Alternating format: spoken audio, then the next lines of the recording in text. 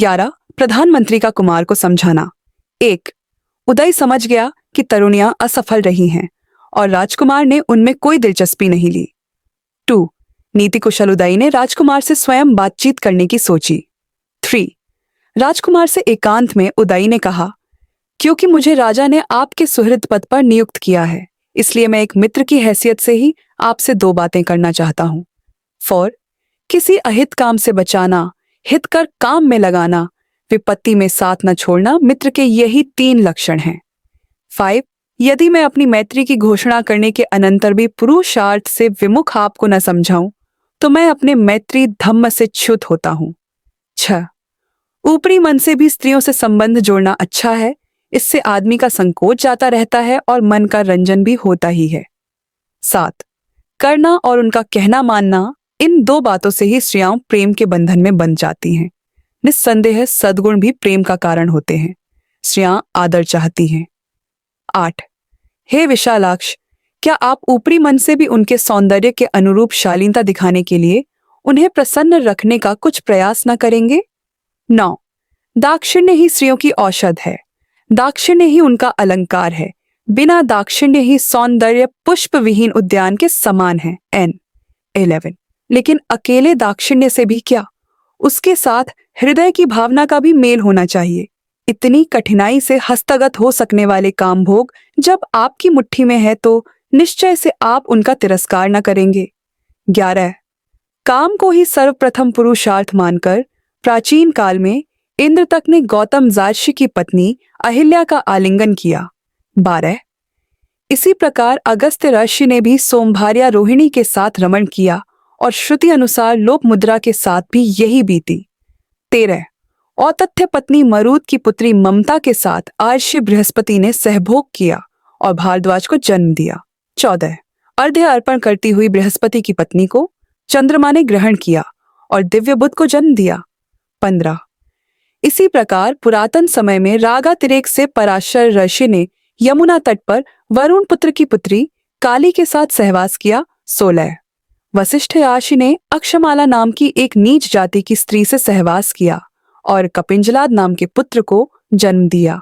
17 और बड़ी आयु हो जाने पर भी राजर्षि ययाति ने चैव्रत वन में अप्सरा विश्वाचा किसी बुद्धिमान आदमी के योग्य नहीं कि उसका मन विषयों में रमण करे। 5 और जहां तक तुम कहते हो कि वे बड़े बड़े महात्मा भी विषयों के वशीभूत हुए हैं तो वे इस विषय में प्रमाण नहीं हैं, क्योंकि अंत में वे भी क्षय को प्राप्त हुए हैं। 6 जहां क्षय है वहां वास्तविक महानता नहीं है, जहां विषयासक्ति है वहां वास्तविक महानता नहीं है, जहां असंयम है वहां वास्तविक महानता नहीं है। 7 और यह जो आपका कहना है कि ऊपरी मन से ही स्त्रियां से स्नेह करना चाहिए, तो चाहे यह दक्षता से भी तो भी मुझे यह रुचिकर नहीं है। 8 यदि यह यथार्थ नहीं है तो मुझे स्त्रियों की इच्छा के अनुसार अनुवर्तन भी प्रिय नहीं। यदि आदमी का मन उसमें नहीं है तो ऐसे अनुवर्तन पर भी धिक्कार है।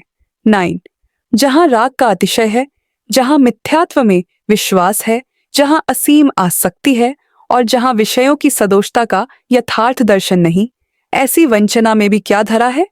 10 और यदि राग के वशीभूत हुए प्राणी परस्पर एक दूसरे को ठगते हैं तो क्या ऐसे पुरुष भी इस योग्य नहीं कि स्त्रियां उनकी ओर देखे तक नहीं, और क्या स्त्रियां भी इस योग्य नहीं कि पुरुष उनकी ओर देखें तक नहीं?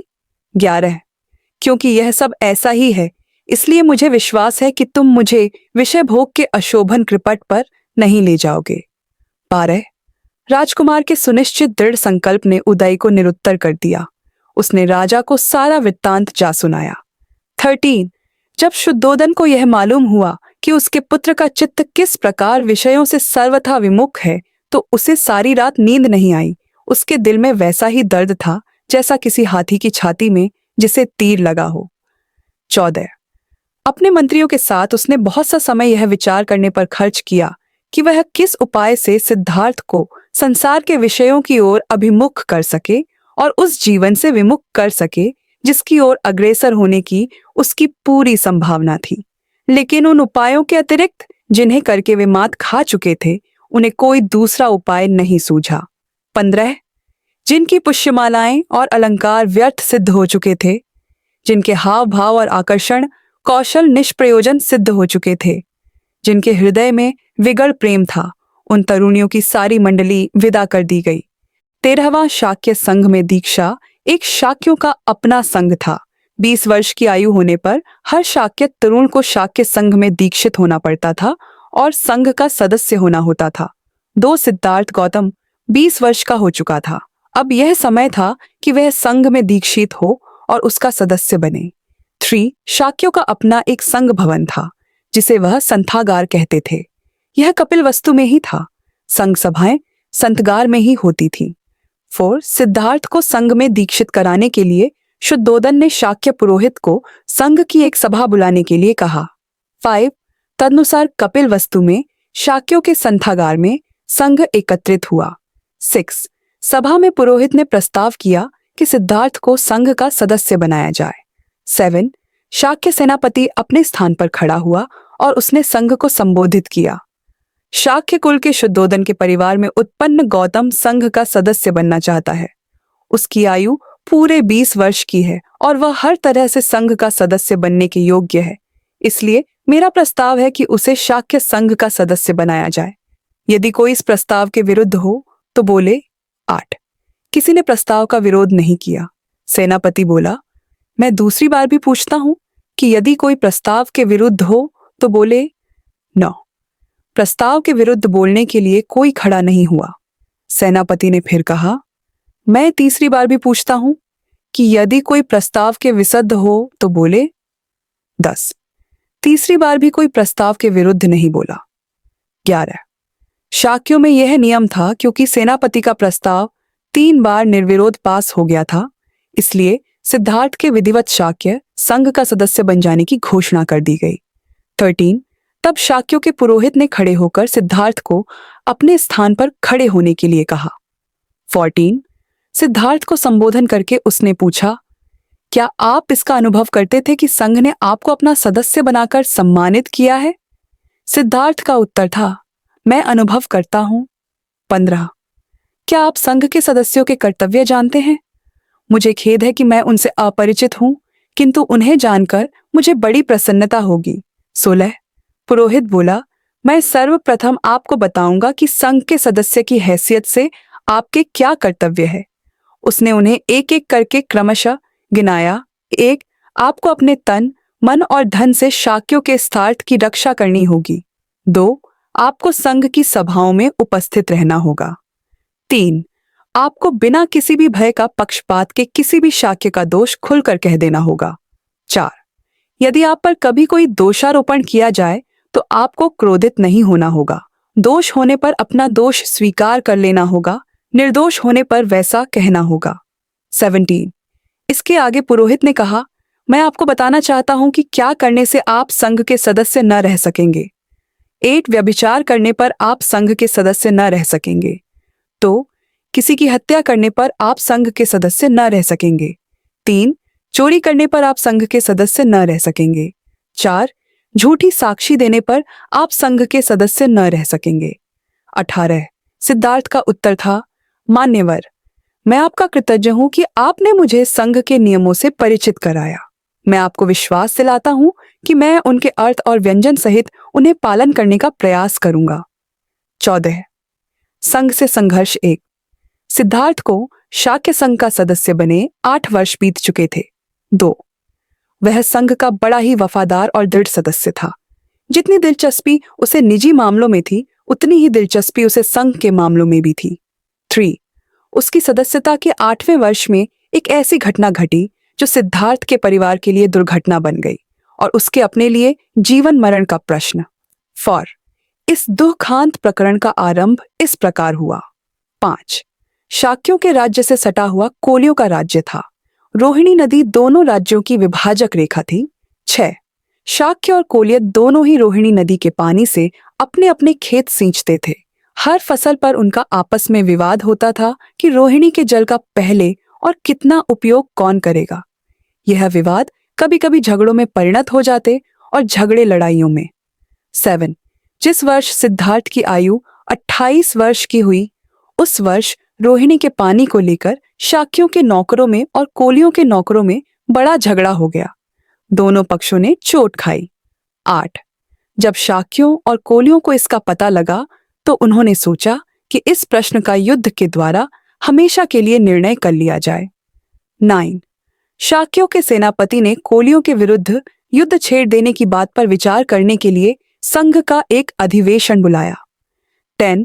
संघ के सदस्यों को संबोधित करके सेनापति ने कहा, कोलियों ने हमारे लोगों पर आक्रमण किया, हमारे लोगों को पीछे हट जाना पड़ा। कोलियों ने इससे पहले भी अनेक बार ऐसी आक्रमणात्मक कार्रवाइयां की हैं। हमने आज तक उन्हें सहन किया, लेकिन यह इसी तरह नहीं चल सकता। यह रुकना चाहिए और इसे रोकने का एक ही तरीका है कि कोलियों के विरुद्ध युद्ध की घोषणा कर दी जाए। मेरा प्रस्ताव है कि कोलियों के विरुद्ध युद्ध की घोषणा कर दी जाए। जो विरोध करना चाहे वे बोले।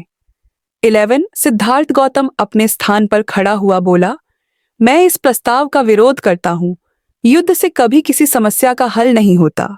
युद्ध छेड़ देने से हमारे उद्देश्य की पूर्ति ही होगी। इससे एक युद्ध का बीजारोपण हो जाएगा। जो किसी की हत्या करता है उसे कोई दूसरा हत्या करने वाला मिल जाता है।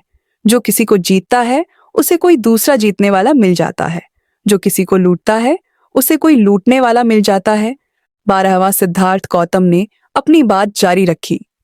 मुझे ऐसा लगता है कि शाक्यों को कोलियों के विरुद्ध युद्ध छेड़ने में जल्दबाजी से काम नहीं लेना चाहिए। पहले सावधानी से इस बात की जांच करनी चाहिए कि वास्तव में दोषी पक्ष कौन सा है। मैंने सुना है कि हमारे आदमियों ने भी ज्यादती की है। यदि ऐसा है तो हम भी निर्दोष नहीं हैं। 13. सेनापति ने उत्तर दिया, यह ठीक है कि हमारे आदमियों ने ही पहल की थी, लेकिन यह याद रहना चाहिए कि पहले पानी लेने की भी यह हमारी ही बारी थी। 14. सिद्धार्थ गौतम ने कहा, इससे स्पष्ट है कि हम भी सर्वथा निर्दोष नहीं हैं। इसलिए मेरा प्रस्ताव है कि हम अपने में से 2 आदमी चुनें और कोलियों से भी कहा जाए कि वे भी अपने में से 2 आदमी चुनें और फिर यह चारों मिलकर एक 5वां आदमी चुने। ये 5 आदमी मिलकर झगड़े का निपटारा कर दें। 15. सिद्धार्थ गौतम ने प्रस्ताव में जो परिवर्तन सुझाया था उसका विधिवत समर्थन हो गया, किंतु सेनापति ने विरोध किया। कहा, मुझे निश्चय है कि जब तक कोलियों को कड़ा दंड नहीं दिया जाता तब तक उनका यह टंटा समाप्त नहीं होगा। 16. प्रस्ताव और उसमें सुझाए हुए परिवर्तन पर मत लेने आवश्यक हो गए। पहले सिद्धार्थ के सुझाए परिवर्तन पर ही मत लिए गए। बहुत बड़े बहुमत से सिद्धार्थ का सुझाव अमान्य हो गया। 17. इसके बाद सेनापति ने स्वयं अपने प्रस्ताव पर मत मांगे। सिद्धार्थ गौतम ने फिर खड़े होकर विरोध किया। उसने कहा, मेरी प्रार्थना है कि संघ इस प्रस्ताव को स्वीकार न करे। शाक्य और कोलिय निकट संबंधी हैं, परस्पर एक दूसरे का नाश करने में बुद्धिमानी नहीं है। 18. सेनापति ने सिद्धार्थ गौतम की स्थापना का सर्वथा विरोध किया। उसने इस बात पर जोर दिया कि युद्ध में क्षत्रियों के लिए कोई अपना पराया नहीं होता। राज्य के लिए उन्हें अपने सगे भाइयों से भी लड़ना ही चाहिए। 19. ब्राह्मणों का धर्म है यज्ञ करना, क्षत्रियों का धर्म है युद्ध करना, वैश्यों का धर्म है व्यापार करना और शूद्रों का धर्म है सेवा करना। हर किसी को अपना अपना धर्म निभाने में ही पुण्य है। यही शास्त्रों की आज्ञा है। 2. सिद्धार्थ का उत्तर था, जहां तक मैं समझ सका हूं, धर्म तो इस बात के हृदयंगम करने में है कि वैर से वैर कभी शांत नहीं होता।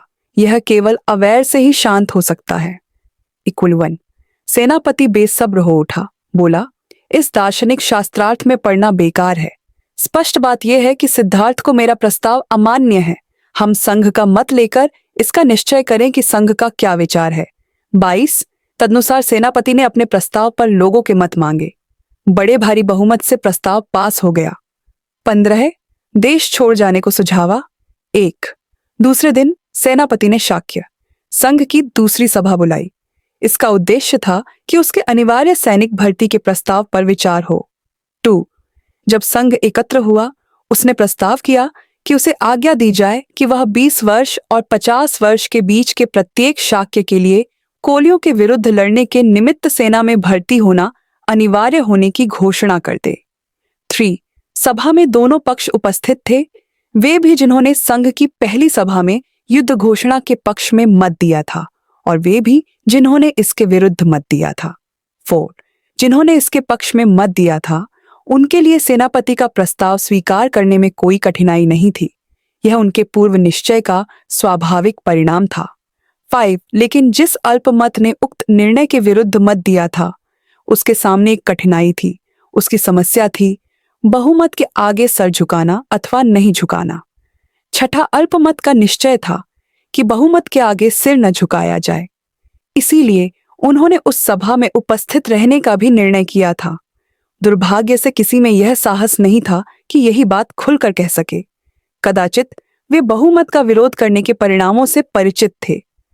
7 जब सिद्धार्थ ने देखा कि उसके समर्थक मौन हैं, तो वह उठ खड़ा हुआ और उसने संघ को संबोधित करके कहा, मित्रों, आप जो चाहें कर सकते हैं, आपके साथ बहुमत है, लेकिन मुझे खेद के साथ यह कहना पड़ता है कि मैं अनिवार्य सैनिक भर्ती का विरोध करूंगा।